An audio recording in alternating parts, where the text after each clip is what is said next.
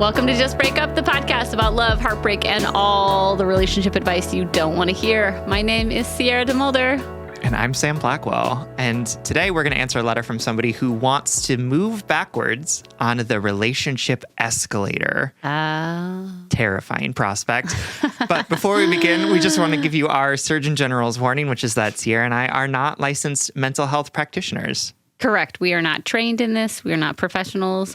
So please take our advice as you see fit. We are only here to offer our humble musings, so hopefully shed some understanding and maybe some laughs about the incredibly rewarding but mostly confusing experience that is love. Before we jump into today's check-in topic, I want to remind my friends in Minneapolis that I have a show coming up this weekend. If you were listening to it in real time, Sunday, June 18th at 5 p.m. at Ice House, I will be hosting my book release show. Big Cats Spencer is going to be playing music in the pre-show. So come hang out. Sam's going to be in the audience. You can get tickets in the links or the show notes of this episode. Thank you for letting me talk about this one final time. I am happy to. Thank you. I was thanking our listeners, Sam. Oh, okay. It's, and you. Okay. Sure. Got it. All right, y'all. So today's check-in topic is kind of inspired by the conversations we've been having ongoing over the last couple months. I feel like we've gotten a large handful of questions regarding jealousy and security in relationships and, and maybe it's just me because I am obviously a part of every single one of these episodes, but I'm feeling like we're talking about jealousy a lot. And I've been thinking about jealousy a lot, especially because of the pop culture phenomenon that's happening right now in the world of Vanderpump Rules. Now, I don't actually watch this show. I don't know the names of the people, but can you summarize really quickly to the folks at home what I'm talking about, like as quickly as you humanly can? Yes, absolutely. So they're on Vanderpump Rules, which is a show that was ostensibly about people who worked at a particular restaurant and has now just become people who are too old to be doing the shit that they're doing. There is a couple, Tom Sandoval and Ariana Madix have been dating for the past, I believe, 10 years. Yeah. They've been together for a very long time. And it turns out that he was having a months-long affair with another one of the cast members, Raquel, I don't know her last name, who was also Ariana's best friend. And they had been having this affair for months. They had been sleeping with each other, like while Ariana was sleeping in the next room. He had lied to her about a bunch of stuff. Also, at the time that this affair is happening, Ariana's dog and grandmother had died within like a week of each other. And she was in like a terrible, terrible place mentally. And then he was like, you're not paying enough attention to me, so I'm going to go and start sleeping with this person, Raquel, and they now claim that they are soulmates and that they are in love. And great. I wish the best for them. I didn't know that piece. Yeah. Wow. Oh, absolutely. And the whole, this was all happening while the season was filming, this last season. And one of the running themes of the season was whether or not Tom's best friend, Tom, was going to hook up with Raquel. And everyone thinks it was a ruse to cover for the fact that Tom Sandoval was having this affair with Raquel. So he was enlisting his best friend to sort of do this shit. And also they filmed the entire season. And then the day after wrapping, I think this all came out. And so they had to get the cameras back up to film a subsequent episode, which is, we're recording this way, way far in the past, but that was the episode that just aired that Sierra is talking about, where it was a lot of drama and very salacious clips about what was happening. And the only issue is that Ariana is the only in any way likable person on that entire show. Everyone else is a piece of shit. Yes. So, okay. Thank you for that. Thank you. Honestly, I feel more in the know, and I'm the one that brought the topic to the podcast. For sure. I didn't know that they were still dating, or that they started dating the two cheater people. Yep. That is salt in the wound. You know what I'm saying? Salt in the wound. Also, she's like 10 years younger than Ariana too. So Okay. So honestly, so I wake up this morning and I find all this pop culture crap on my Explore page or whatever the hell it's called. And it makes me start thinking about our listeners and my relationships and my past and how often jealousy is a feeling that I have felt and how many people out there and our listeners are struggling with jealousy.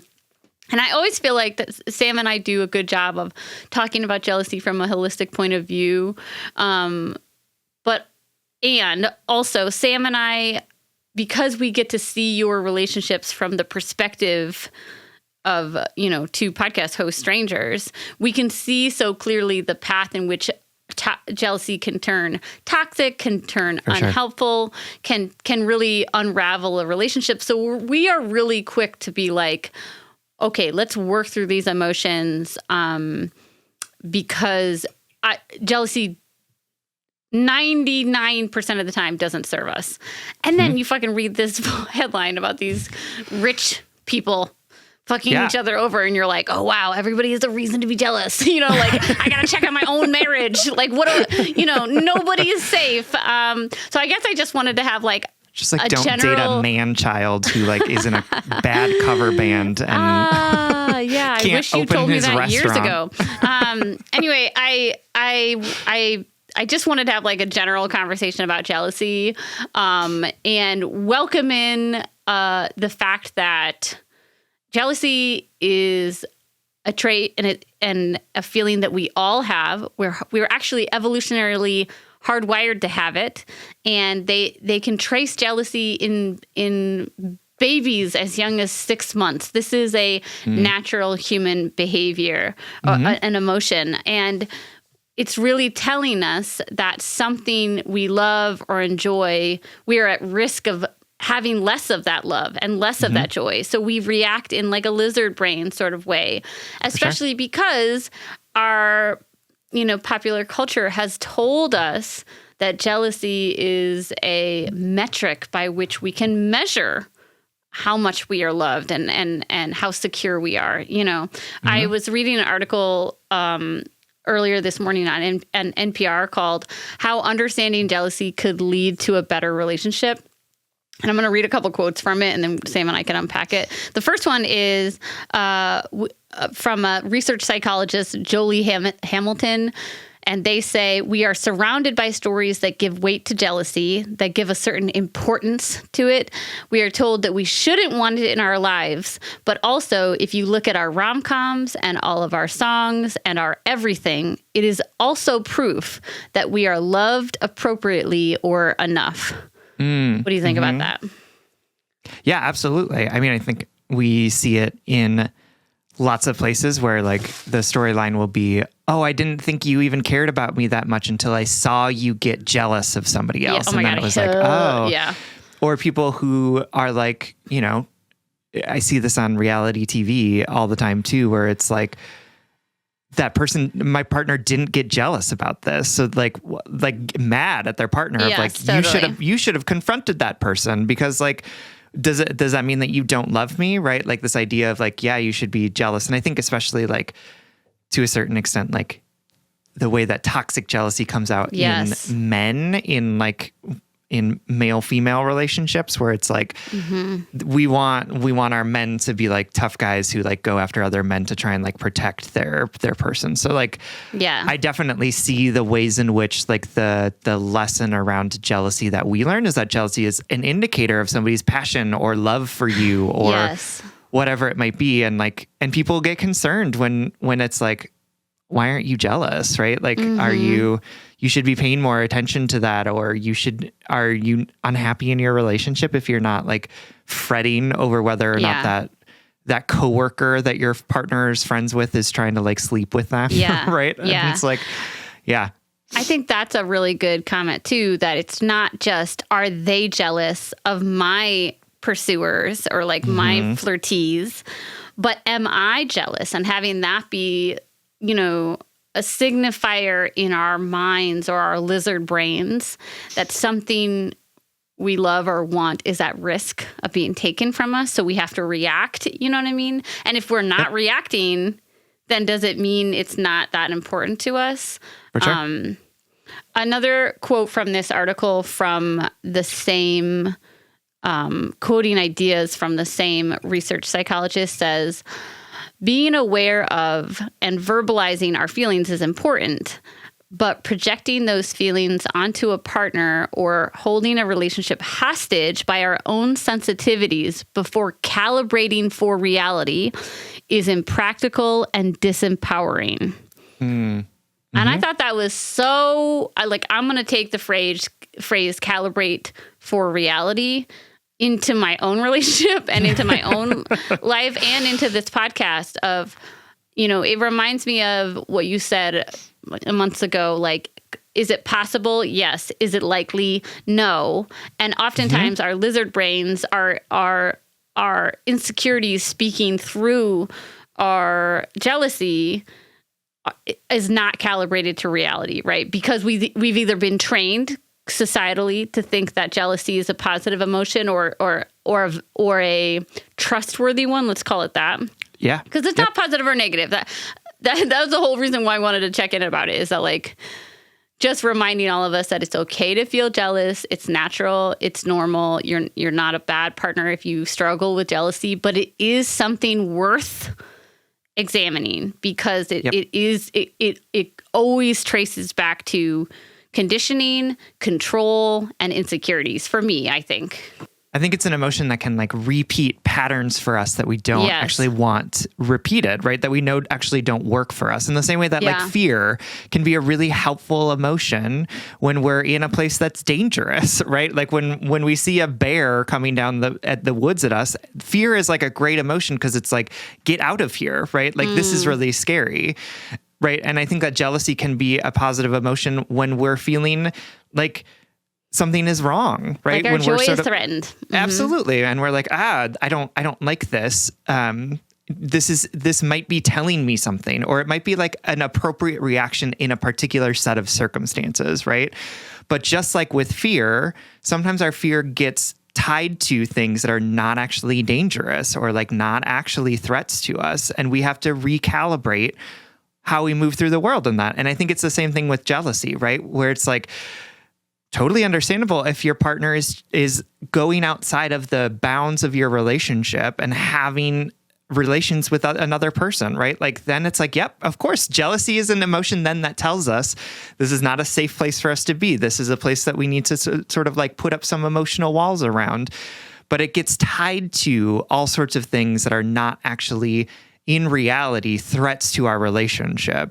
And so it becomes an emotion that is much bigger than it needs to be. And because it's such an important emotion that kind of can tell us things about our own psychological or emotional safety, we tend to listen to it even when it's tied to things that aren't really true. So how do we begin to acknowledge some of those realities and say I'm having this reaction because of this thing, but in reality, I know that it's not an unsafe place, or it needs to be calibrated to it. And how do we actually express some of those emotions and say I know that you're not doing anything wrong, but I'm feeling a little bit jealous of this, right? Something is coming up with me, as opposed to believing the emotion before we believe our own experience or believe the reality that's around us. Yeah, I totally agree. And that leads me into the last quote that I pulled from the NPR article, which I found helpful, and talking about how to approach jealousy as one, jealousy is solely your emotion and your responsibility. However, it is best approached with a teamwork sense of problem solving. Yeah.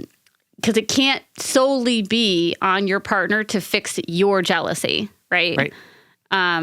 But it also can't solely be you. The pendulum can't swing so far. I think about my the ex that I had right before my current spouse, who did cheat on me, who we were trying to rebuild trust. And I feel like my pendulum swung all the way to one side. And I was like, you need to fix this.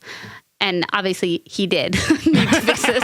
Let's be clear because about that. He needed to stop cheating on you. Yeah. That, what did you say earlier? That was calibrated in reality. That was calibrated to reality because he was cheating on you. Regularly, consistently. Okay, cool. But then the pendulum swings the other way, in which I am with my now spouse, and she's so secure and she's so trustworthy that my jealousy just sort of like flails. It's like just out there in the universe responding to nothing. And all of a sudden I realized that this is something that I need to put to bed or whatever. The quote is, hanging your happiness solely on your partner's specific actions or reactions instead of working together to create a fair relationship boundary creates an unstable foundation. And I thought that was really powerful because I think of a lot of letters that we receive, or honestly fucking my relationships, like the ex that I was just talking about, that I needed him to do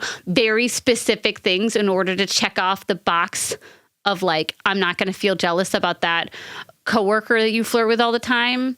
That's not sustainable either. Even though he did wrong me, that sort of manifestation of my jealousy was never going to equate healing, was never going to equate trust. There was no path to trust by controlling his actions or requiring specific actions or responses from him at all times, because he could never, I would be dating a robot. You know what I mean? Mm-hmm. Mm-hmm.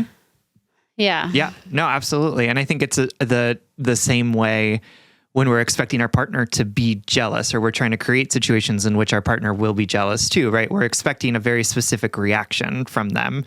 And again, it's like, it's like a proxy measure of the health of our relationship that actually is like a big lie to us, right? Where we're like, oh, if they're jealous, then that means that like our relationship has passion. It means that it's really there. When actually what would probably be more helpful is to actually have some conversations about like what is the relationship and the quality and strength of it that aren't tied to, you need to behave in this specific way in order for me to feel like you love me, or for you to feel like you want to be with me. Mm-hmm. I totally agree. And also this fucking Vanderpump shit. It used to be this like dumb little show, you know what I mean? Where it was like, this is stupid. Yeah. We had like stopped watching the season before because it was like so boring because they're just so awful to each other. And then this all blew up, and I was like, couldn't we have it about a better reality show? Is like how I feel. No, this is literally what reality shows are. But this is all to say, not only is jealousy a normal emotion that we all need to work through. Shout out to my folks who were like cheated on, gaslit, lied to, and who are feeling like it's hard to put away the feelings of jealousy because, jealousy's out there being like, I'm trying to protect you from it happening again. I'm trying to control everything so that you never get hurt. Exactly. And when something like this happens on fucking mainstream television, it's hard not to see it everywhere. So it is everywhere, and also it isn't. And but like, you being jealous isn't actually gonna protect you from harm. Right? Like, it's not like this hypervigilance. And again, like, it feels like jealousy in a lot of ways is really connected to fear for me, right? The fear of something bad happening, the fear of like losing something. But this like hypervigilance doesn't actually keep us safe. It just makes us doubt our own experiences and doubt our partners, whether or not they're doing something bad. Yes. And also, if our partner cheats on us or our partners cheat on us, right? Like, that doesn't, being jealous beforehand doesn't soften the blow, right? It doesn't like make it feel any less shitty to be cheated on or to have our relationship betrayed in some sort of way. That's what our hearts or our lizard brains are telling us, right? Like, if I'm jealous, if I'm constantly looking out for signs, then I can protect myself from it. And it won't hurt as much if it happens. But like, I'm sure if Ariana had an inkling that this was going on, and it still would have sucked, right? It still would have been the worst experience of her life, I'm sure. So like, again, like it's just one of those things where it's like, we can't keep ourselves safe from every negative experience. It is like impossible for us. So how do we live in a world or accept that reality and make decisions based on that reality rather than making decisions based on like the false idea that we can somehow be protected from bad things happening to us? Yeah, I totally agree. But also like if your partner is cheating on you, like believe it. Yeah, I agree. Okay, cool. Well, thanks for that check-in topic. Let's get into today's letter. Let's do it. Our letter today comes from MB, whose pronouns are she, her, who is writing from across the pond. I've been with my boyfriend, he, him, for about 2 years. Let's call him Manny. I met Manny shortly after moving across the world to a big city during the pandemic and not knowing anyone. I had just gotten out of a long-term relationship and did not expect to dive headfirst into another one. Enter Manny. He is really wonderful, brings levity to my life, adventure, seeing new places, and showing me how much he cares for me in so many ways. I've never had a doubt that he is super committed to our relationship. He's also always there. Our total homebody doesn't have many hobbies that take him out of the house, and his friends don't live nearby. As an expat, I have made so many efforts to maintain an independent identity in this new country, and it's very important to me that I remain independent in various ways. We moved in together about a year ago, something that, in all honesty, I was not ready for. I was enjoying living with my friend, feeling so independent and carving out a new life for myself. I was feeling secure in my work, friendships, and finding hobbies that sparked joy. I didn't want to stifle any of that independence with the dynamic of living together. I just wasn't ready and told him as such. In response, he said, if we don't move in together now, then what are we doing? What are we working toward? Because of this and financial realities of a capitalistic society, I decided to bite the bullet and we moved in. It's been a tough year, to be honest. For the last few months in particular, we've had a series of deep emotional conversations that start with him questioning me and our relationship and end with me sobbing and being very confused about where we stand. The next day, it's back to normal. We've addressed this pattern and he sought the help of a therapist and things have been better, but I'm still shaken by some of the things that he said to me. So anyway, that's a fast forward to where we are now. Manny, happy-go-lucky, back to normal, saw a therapist 4 times and feels better. And then there's me, overthinking everything, scared to sign a lease for another year of living together, and really feeling a bit trapped. I'm getting worried that I am incapable of having a cohabitating relationship. I lived with my ex and that sort of crashed and burned, but for different reasons. Besties, to be real, I'm so tired of sleeping next to a snoring person. I'm tired of being watched when I get changed. I'm tired of having everything questioned. What are you eating? What are you up to? I'm tired of feeling pressure to have sex more often. To be clear, these frustrations are not a reflection of Manny displaying abusive, controlling behaviors. It's a me problem, just wanting my space back. This brings me to my question. Do you think it's possible to keep the relationship intact and move away from what society has deemed the traditional trajectory of a relationship? Am I just avoidant? Answer, probably yes. Am I the problem? I don't want to break up, but I do think I would resent and regret not having an opportunity to live with a friend or live on my own in this stage in my life. Where is the gray area? All right, my darling. Thank you so much for writing and trusting us with this pickle, this letter. I have a lot of hope for you and your relationship. And I love the opportunity that Sam and I have in answering your letter to talk about the relationship escalator and how that is a construct that we've created in our minds for how relationships are supposed to grow and evolve. And like so many things in our world, we think of them linearly. You know, you meet, you date, you become exclusive, you get in, you move in, you get engaged, get married, you have a baby, buy a house, you die. Okay, and it's that it all order. leads to death.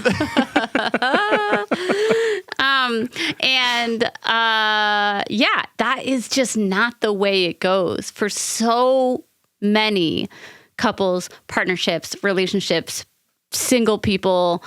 No lifeline is linear other than the whole birth and death order, to be honest. Right. True. And we're going to hopefully give you some advice or some perspective on how to navigate this for yourself and for your relationship. But first, we're going to take a very quick break. All right, everyone, welcome back. So MB, thank you so much for writing this letter. I think that sort of your main question here is kind of like, can we go backwards on the relationship escalator? Which I think is such a really interesting question in your context, and also just like in sort of a broader context around like, again, like Sierra said, this societal pressure to move in a particular trajectory. And I want to create space for the idea that moving in a different direction than what society tells us is the right direction to be moving can, in a lot of ways, be super helpful. And if it were available to more people, I think would actually produce relationships that are a lot healthier for people, right? Because like the idea that we all move in the same direction on the same path is silly, given the fact that we know that we are all different people with different relationships and different needs and wants and preferences, right? And I think that there's really something beautiful in the idea of trying something out for a while and realizing like, oh, this isn't actually working for us, right? So why don't we try something different instead, right? And I think that there's a lot of opportunity here for us to really think about, like, we get to decide the parameters of our relationship. And if we're able to articulate those things to each other and agree to them in a meaningful way, then it can look like however we want it to look like. It could look like us moving out for a while. It could look like us taking a year break from each other to come back and see how things are going. It could look like us agreeing to move into a lunar colony together or something, right? Like there's like so many different options that are available to us that we're not thinking about. And the fact that we have this idea that there's an assumed way of moving hampers what could be an actually really helpful step for us that feels like a step back when actually it's a step forward into a different iteration of what our relationship could look like. Absolutely. It reminds me of the ideas that were born out of our relationship anarchy conversation a couple months ago. Just the idea that your relationship can be a smorgasbord or a charcuterie board. How about a buffet where you get to pick and choose what you want? Maybe you are monogamous, but you don't live together. Maybe you live together, but you don't sleep in the same bed. Maybe you try living apart and it doesn't go well. So in 3 months, you decide to live together again. You know, I think that we reasonably get trapped in sort of linear thinking. And I want to offer you the small piece of perspective that culturally, oftentimes we think the moving out is a signal that it's the beginning of the end. And it is totally reasonable if your partner feels that anxiety, has that sort of fear activated by this conversation. And also, it can be going forward into a new chapter, a new level of health and security in your relationship that doesn't have to do with shared keys or leases. I want to push back on one thing that you say in your letter where you say, he went to 4 therapy sessions and he's all happy-go-lucky back to normal. Well, that doesn't really, again, you're discrediting that he could have gotten a lot of tools and strength from those.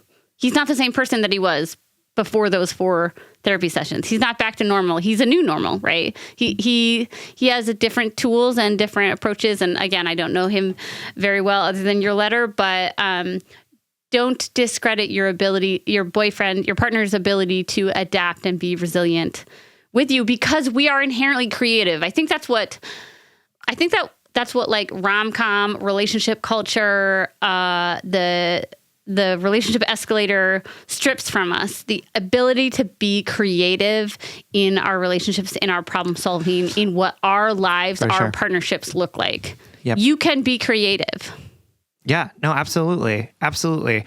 And I think as you're sort of thinking about this what this next iteration of your relationship is going to look like, I also just want to ask you a question, which is that, like, what about this relationship makes you feel like you are so unable Yes. to ask for what you need, that you feel like you need to put lots of physical space between you and your partner? And I'm asking that for a couple of reasons, because there were a couple things in your letter where I was like, which was the first where you were having this conversation about like the idea of moving in together. And you said, I'm not really interested in this moment.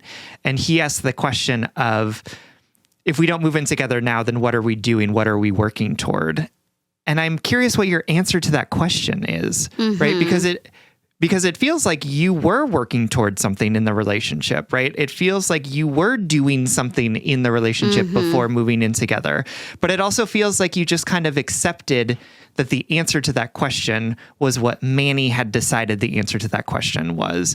Yes. And I feel I want to know where you are in that sort of understanding of your relationship, right? Because again, it doesn't have to look like moving in together, but where were you in that ultimatum? Like, in answer to those questions, what sort of responses did you have to it? And why, if you didn't want to move in together, did you decide that Manny's answers to those questions were more important than yours, or that you couldn't answer those questions with as much weight, with as much power as he was able to answer those questions? And I don't know what it is, right? Like, it says, you sort of talk about how his behaviors are not abusive or controlling, and I don't think that they are, but I do think that his wants and needs and desires in this relationship are taking up a lot more space than your wants and needs and desires in this relationship. And I don't think it's necessarily a you problem. I think it's a both of you problem in this, because like, again, this question of like, I don't want to sleep next to someone who snores. I don't want to be watched while I'm changing, right? I'm tired of getting a bunch of questions about what I'm eating, about what I'm up to. These are all things that seem really reasonable for me to ask for what you need about, right? Like, if you don't want somebody watching you change, can you ask him not to watch you, right? Like, can you go into a different room and change, right? Or if you don't want somebody sleeping next to you who snores, can you have a conversation about CPAP machines? Can you have a conversation about like sleeping in a different bed, right? Like, again, these are all like reasonable things. And all of these asks don't feel like, to me, you're somehow doing moving in together wrong, right? Like, it feels like, these are definitely conversations that Peter and I have had about how we cohabitate with each other, what it looks like when one of us needs space, there are things where it's like, oh, you're doing this thing, can you please stop? But we both had to agree that our wants and needs were both important in this relationship. And in cohabitating, we were going to have to figure out how to make space for both of our wants and needs, and not just one of them. So I want you to think really long and hard about, like, why is it that it feels like Manny's desires for what happens in this relationship seem to always take precedence over yours, so much so that you feel like you can't even be in the same space with him because your needs are being so diminished or either unspoken, unheard, unresolved, whatever it might be. And again, I don't know the dynamics of your relationship because I'm not in it, but that is the clear pattern that I'm seeing. And I think that is what is driving you to feel like the only out you have is to leave this space altogether. Yes, I totally agree, because there's this underlying swallowing that's happening. For sure. And that's what happens if you are avoidantly attached. Yep. You swallow your needs for the greater good. You swallow your needs because you think it's the thing that has to happen. And all of a sudden those needs build up and you need to get them. There's no effective, healthy way to get them anymore, basically. Absolutely. Normalizing the negotiation, normalizing giving and taking. And you know what, here's the thing I want to leave you with. It is totally possible for you two to move out, to live in separate houses, and have your relationship be fine. But it's also possible for him to not like it and have your relationship survive that disagreement or rift, because we all have to move through life disappointing people or doing things that they don't want us to do. I'm not going to lie. It could totally maybe be a big issue for him. For sure. And maybe that's a deal breaker. Maybe he needs that escalator to move linearly. And also like, maybe not, and maybe you guys can work through that discomfort together. So I think our advice to you is to start asking for what you need in this relationship. If it feels like the apartment has so little space for you that you need to run and go find someplace else to live, then my question for you is, how can you take up more space? How can you be asking for what you need? How can you make that apartment more of yours and less of just Manny's?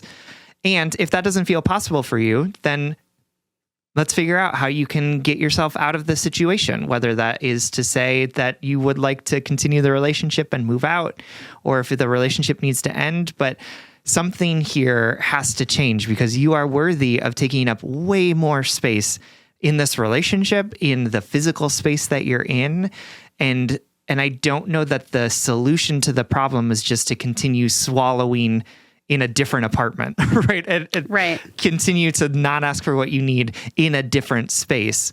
And so how do you get to a point where you can begin to voice some of these concerns in a way that doesn't feel like you're like asking for too much? Yeah, absolutely. All right, my darling. Thank you so much for trusting us with this letter, for listening, and we hope this helps. We love you. All right, everyone. Thank you so much for listening. If you are interested in more content from us, you can always support us on Patreon. If you support us on Patreon for as little as $5 a month, you'll get an additional bonus weekly episode, as well as access to all of our primary episodes without ads. That's patreon.com/justbreakuppod. You can slide into our DMs. You can send us your favorite relationship memes, but most importantly, you can submit your questions about all matters of the heart at justbreakuppod.com, which is also where you can find our merchandise. Please remember to like, follow, subscribe, give us a 5-star rating and review. And this literally keeps our mics on and helps us reach more brokenhearted souls who need two random strangers giving them relationship advice. Just Break Up is a production of Duvid Media, original music, recording, editing, producing, all magical things by our good friend Spencer Worth Davis, aka Big Cats. Make sure to check out his music and his podcasts. And remember, even though we have inherited narratives about how our relationships should look, how they should flow, how they should be and grow and exist, we are the authors of these stories. We can pick and choose the narratives that we want to participate in, that we want our relationship to reflect. And if all else fails, just break up.